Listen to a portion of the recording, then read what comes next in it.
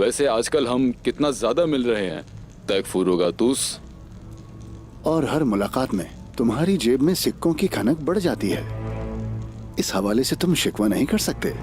असल में कभी शिकवा नहीं करता।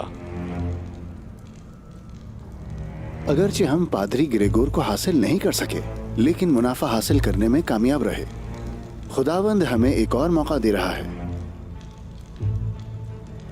आया निकोला ने तुर्गुत नामी एक सरदार को कैद किया है, और ये तुर्गुत उस्मान के लिए बहुत अहम है। अगर हम उसे हासिल कर लें तो आपके दोस्त पादरी आपके हाथ आ जाएंगे।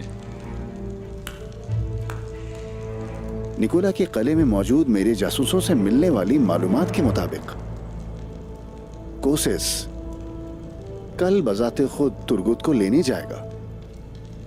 उनका ख्याल है कि पादरी आपके कब्जे में है तैगफुरुगातुस।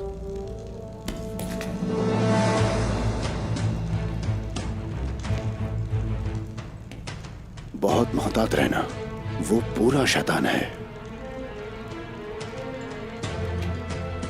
असल में तमाम शयातीन के सामने हमेशा मोहतात रहता है। तुर्गुत को आपके पास ले आऊंगा, भरोसा रखें मुझ पे।